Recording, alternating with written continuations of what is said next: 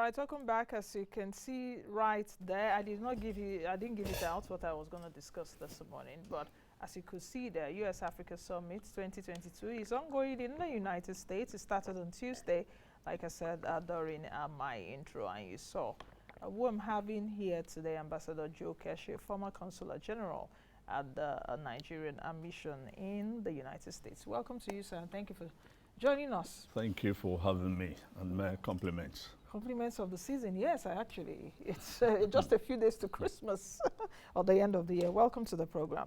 Where should we really start from? Okay, let me start on this premise.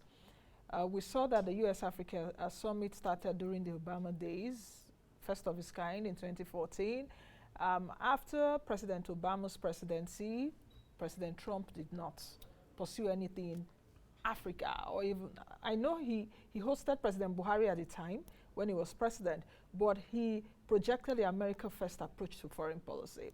How significant is this meeting, especially during this Biden's presidency? I think it's significant to the extent that it shows that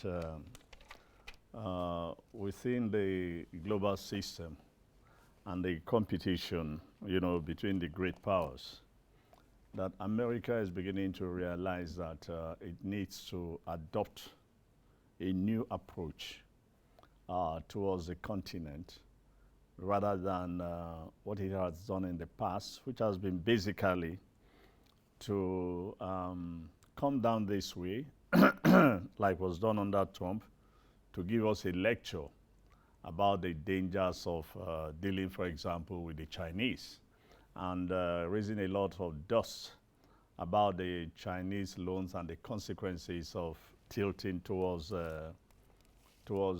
China. A lot has changed since then with the Biden administration, and the Secretary of State has gone round, and with the situation in the Russian-Ukraine war, I think they've realized that they needed to expand and cut, more friends and bring those who are tilting more and more towards, other powers back, maybe to the middle, but more towards the American orbit. Mm. Okay, let me ask this question, and I know you've experienced so much in foreign policy and all of that. I want to ask this question, even as a Nigerian and an African. Do you think that Africa is really a major geopolitical player, or we are just telling ourselves that?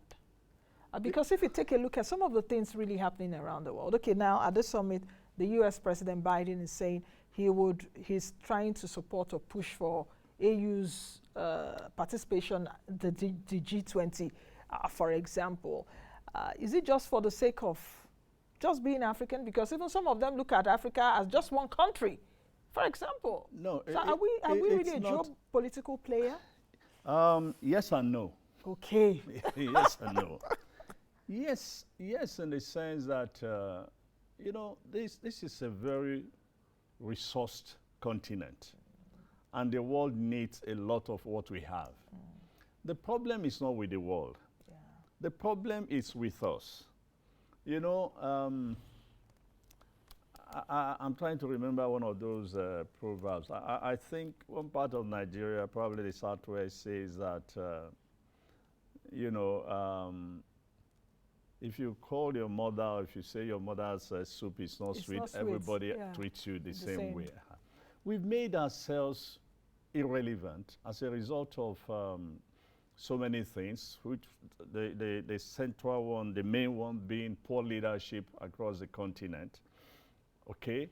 And so we've not grown over the last 60 years to become, given the resources, the human capital we have, to become a strong member of the international community. We spent the last 60 years, with all due respect, almost behaving like a retarded child that needs constant help.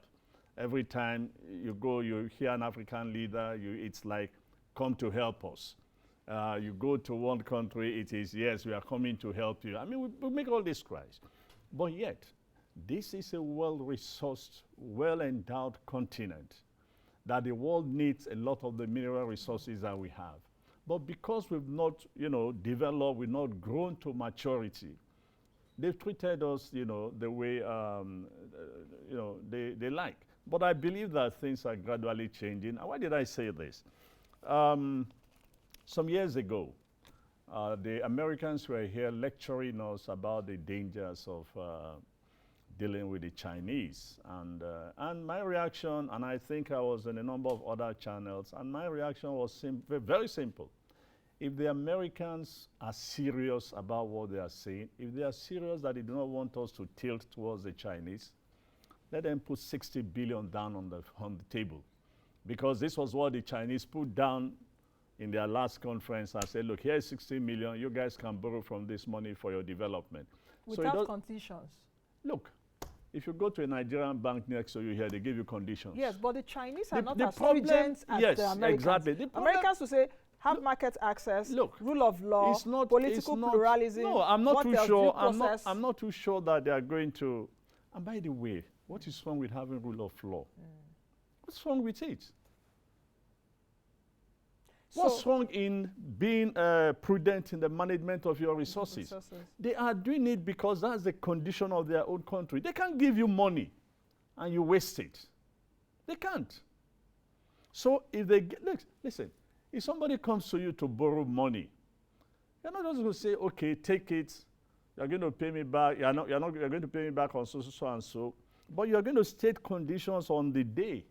And so somebody won't come to you to borrow money to pay school fees or to build a house. The next day you see the person has bought a car. How will you feel? The same everywhere in the world. You go to your local bank here to borrow. I've just come from a ceremony where, they are launching a new housing, estate. And I was just trying to find out from the guy who invited me how they were going to deal with this. And he said, look, I'm reluctant to go to the bank because of the conditions involved. And I said, yeah, I understand. One of those things I've said in the, to bankers is create a good loan system. It doesn't make sense to me to borrow somebody money and then almost immediately you start paying back the next month. Create 1-year moratorium so that people can really do business with the money. So it's the same thing internationally. If anybody gives you money, it's not giving you money because you're a beautiful lady. It's giving you money simply because you want to use that money, and they believe that if you use that money, they will get their own money back. It's as simple as that.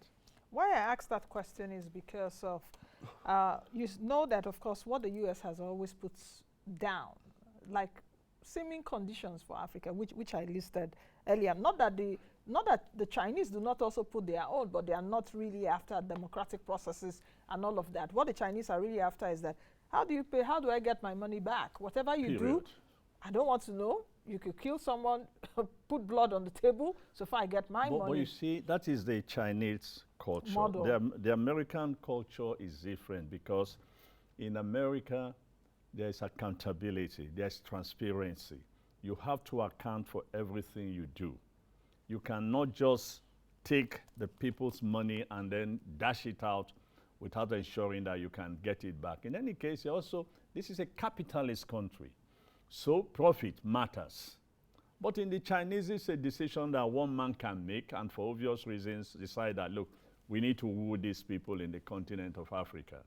And let's just put the money on the table, and they'll borrow, but will not be as stringent as. In any case, nobody talks of democracy in China. So they're not going to tell you about democracy in, Africa. Nobody talks about human rights in China. So they're not going to put any condition. But these people, this is their own value system that they are bringing into it. And I say to you, there's nothing wrong in insisting that you behave humanely to your people. There's nothing wrong in saying, look, be transparent and accountability to your people. Nothing wrong about that. You also, what you said earlier brings me to the point that you're a former chairman of UBA too, UBA Board of Directors. That's why you actually brought in the aspect of loans and all of that. I just needed to chip that in.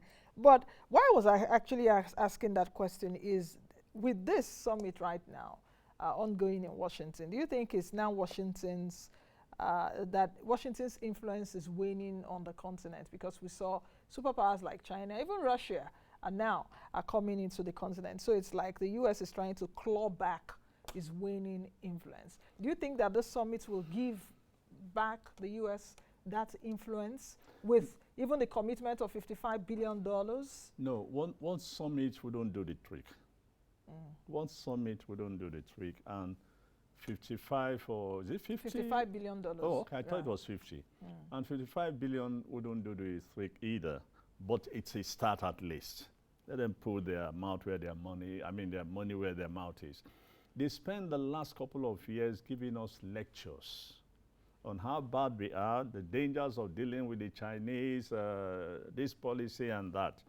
And I've always said in reaction to that, fine, I hear all that. But if you do not want us to play with the Chinese or with the Russians, put some money on the table. We need this money for development. Then the next question now is, how do we make good use of the money they are putting on table? And I think that's what should, be our preoccupation right now. They've done what we've been asking them to do, so they've put in money on the table. It is now left for us to take this money, put it somewhere where it can, change the dynamics of whatever sector we put it into. Do you think that this $55 billion now that has been earmarked and announced, we still await more details, but from the summit we know that the summit will be focusing on climate crisis, food security, and some other issues which I mentioned earlier. Do you think that this money is even enough, as it were? Because we even have 55 countries on the continent, as it were. That's 1 billion. Yes, that's where my mind went to yesterday as a money person. But of course, not all African countries are at this summit due to obvious reasons. And not all of them, in my estimation, will probably qualify to take the loan anyway. But the most important thing, Nancy, for me is that there's money on the table right now. This is far better than what we've experienced on the Americans in the last couple of years. Yes. And so, it's one step, one giant step, and we just see how it goes going forward. And if the continent, if our leaders utilize this money very well to do the things they're expected to do, I'm sure that a lot will change in our relationship, But bear in mind that there's also the politics of it, The Americans have been trying to soften Africa's stand and ensure that Africa is on their side in this Ukrainian, Russian war. But Africa has kind of tried to maintain a neutrality. And I just think that we should remain, that way, irrespective of the fact that, as far as I'm concerned, the Russians were wrong in going to war. And I think they are also wrong in what they are trying to do to destroy a beautiful country like Ukraine. Okay, that's another matter for another day. But do you think that President Buhari did speak yesterday, I guess? Is it yesterday, early this morning? He did speak, and he did speak to, of course, issues around climate change and all of that. What do you think that, as the biggest continent as the biggest country in Africa, the biggest economy, and I must also say that even Africa as a continent, we have the most diverse ecosystems. We also have, I think, the largest free trade area. What else? The largest world growing population. So it seems, just like you said, we have a lot of resources on our side. But as the largest country on the African continent, what should be the tangible thing that President Buhari should bring back? $1 billion. $1 billion or more. No. You just said it that they gave us 55, and if you have 55 countries, everybody's entitled to, to 1 billion. No, I think what he has done is to make a case, a very good case, and has also let the world know the mindset of Nigeria and how we are preparing to deal with the issues concerning the climate and the rest of it. The only thing about what I read and what he said, from what he said, was that we seem to be heavy on policy, but on the ground itself, I'm not too sure that we have any discernible plan to see how these things could materialize between now and 2030. So my expectation would be that, and I have a strong feeling that the U.S. would demand that for you to be able to borrow from the money, you must have a plan of what you want to do. And once that, if that's part of the condition, then it means that we have to work, a lot to put up a credible plan. Particularly in the energy sector, where they talked of introducing the mix all over the country. And if we can do this, I think I was looking about 30 megawatts or what that we do between now and 2050, which I thought was really very low comparing, given our growing population, we need to do more. But look, for me, it's a start, and we can, begin to take the money and commit the money to where we believe it can be very helpful to the people. Let's talk about AGOA. Because AGOA is also a component by which the U.S. deals with Africa, the African Growth and Opportunity Act. Which was, I think, came into force in the year 2000, but the Congress renewed it, I think, in 2015 or so. Then they extended it now to 2025. What that means is that at least give African countries duty-free access to close to, as I yesterday when I was looking at the update, I saw about 7,000 products. But as at perhaps some years ago, about 1,800 products. Do you think that African countries have been able to utilize and maximize that opportunity? Some, like, at least I know Mauritius have done a lot. They really utilize it a great deal. But I'm not too sure we have done much. So, again, it goes back to how we started. When these things are put on the table for us, we should honestly capitalize on it and then use it to improve our own condition. Here is a country today with 133 million people. If we had been productive all across board, some of our products would probably be in the U.S. market today. And if you think of the fact that you said 2000 till today, and all we have been able to do 7,000 products, exactly how are these 7,000 products doing in that market? Probably not much.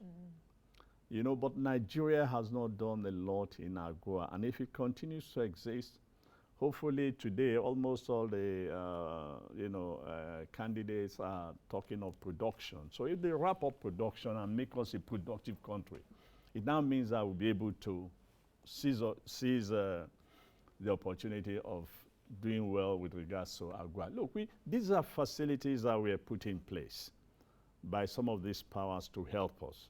But we've not really, seized the moment to help ourselves as much as possible. Okay, let's quickly take a break, and when we come back, we will continue the program. Ambassador Joe Keshi is still here. We're talking about the U.S.-Africa Summit 2022 that is still ongoing in the United States. Though they are asleep now, I know that when they wake up is the businessmen meeting. The businessmen will be meeting later today. Business CEOs across Africa. We'll take a break. We'll be right back.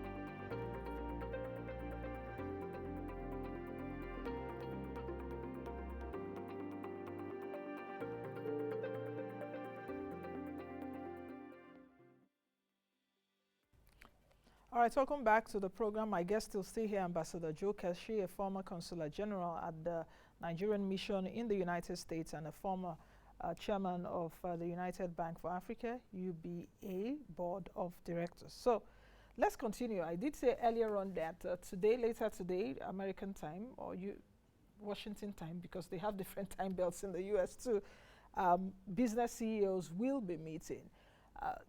Do you think that Africa is really well represented in terms of the delegation of businessmen? I saw Tony Lumelu was there. I can't remember seeing Dangote. I saw, of course, our own Godwin. No, Dangote, because yesterday, I think, was it yesterday or the day before yesterday? I thought that was, what do they call it, an extraordinary meeting of the Dangote group. Okay. So it was on television yesterday at the public health meeting, so he's probably not there, but that's not to say that he didn't leave last night. Yeah, exactly, because, know. No, but look, African leaders, African businessmen, I know quite a number of them are there already. And it's important to, for them to engage with U.S. businessmen because they are in a better position to convince investors, about the situation in Nigeria, for example, or in Africa, and the opportunities.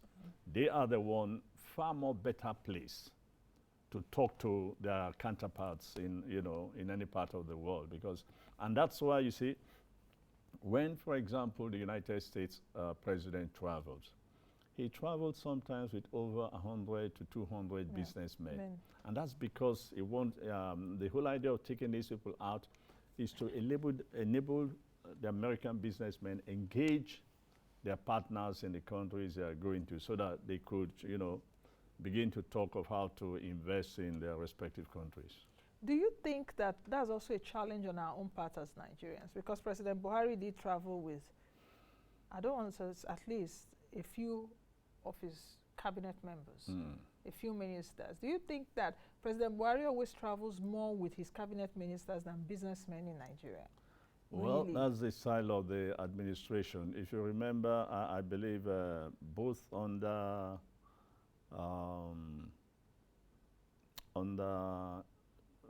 OBJ, but before OBJ, I remember during Babangida years,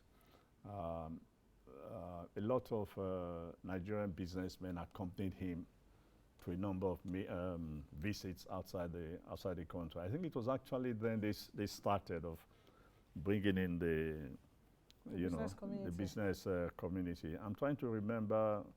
There was a name that was given to it. I'm just trying to remember the name that we coined for that. And I know that on a number of occasions, MKO Abiola was the leader of the group a couple of times to a number of countries, and I was in these delegations, so I know. So it's very important to have the businessmen, in the presidential delegation. But our businessmen also, to be fair to them, they've grown, matured, big. They have their own contacts and partners around the world.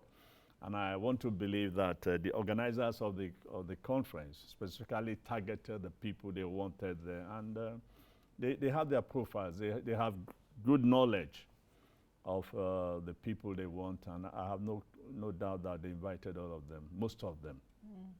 Okay, let's talk about another thing that happened, I think yesterday. Nigeria and Rwanda signed the Artemis Accord. And what is the Artemis Accord? Some of our viewers may just be asking that. Of course, it is an accord, rather, with the U.S. to explore Mars, I think by 2025. So Nigeria and Rwanda signed the accord on Tuesday, making them the first African countries to do so, to send people to the moon by 2025. Ambassador, will you be part of them? And, Well, is that a tall order? No. It's not a tall order. If you are not ambitious, you hardly don't succeed. If you don't take risk, you also don't succeed. But these things are not magic, really. And What is important, I think, that we could do from that accord is to begin to build the local capacity and the capability. We have a space agency here, and we lost one of our, spacecraft, that satellite that was up somewhere. The last I heard, the lifespan of the other one has expired. And I've not heard anybody in this country say anything about, rebuilding the infrastructure to, send another satellite up there. So the Minister of Science and Technology under OBJ, Professor Turner, if I remember clearly, actually, who was instrumental in getting that institution up, ensured that he left that institution with well-trained personnel. The capacity there was high. Of course, a few have retired, but for us to be able to benefit from this and to explore the possibility of we putting a spacecraft out there, we need to build local capacity. And this gives us an opportunity to do that with the United States. Professor Issa Pantami was the one that signed on behalf of Nigeria. Professor who? Professor Issa Pantami. Oh, yeah, okay. That's the Minister of Minister of Communications and Digital Economy. He signed on behalf of the Federal Republic of Nigeria and the Rwanda Space Agency. I think the CEO did sign on behalf of Rwanda. Now, as we conclude this program, Agenda 2063 is also what is being discussed, because the Americans did say at the beginning of the summit that it's an African thing. The future is Africa, a whole lot of stuff happening in Africa. Ambassador, you're smiling. Why are you smiling? Is that a political smile? Or no, a diplomatic smile, not political smile? Both. Okay, tell me what you think. No, I can't remember how many times we've heard this. It's like, mothers do this better than fathers. They psych the kids up all the time. They praise the kids. They show so much love, and so proud of you. So proud of you. Kudos, you're going to go ahead. You're going to, and that's the way, again, over the years, our leaders have allowed us to be treated. Look, these things are achievable if we have the right leadership, if we have leaders who know how to manage resources, if we have leaders who can mobilize the whole system to function efficiently, transparently, in an accountable manner, and who would decide that, look, where we are today, we really need to move very fast to somewhere else. And it is possible. It's a question of mobilizing the whole society towards a goal and saying that by so and so year, it's not just making a plan. We have a plan for 2050. Remember, we had a plan for 2020. 2010 too. 2010, and we've discarded all. In the years gone by, when we used to have development plans, our development plans were just a period of 5 years. And almost when you go back and read the history of Nigerian development plan, particularly under the first regime and so on, everything they set out to do was almost, or if not all, achieved. So if we have set a plan for 2050, what we just have to do is take a look at what do we do in the first 5 years, in the next 10 years.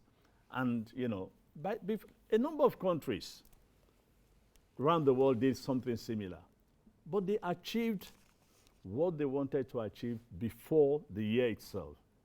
And what makes a difference? The leadership, the mobilization of the people, the building of capacity, opening up the market space, opening up the space, investing in education, investing in health.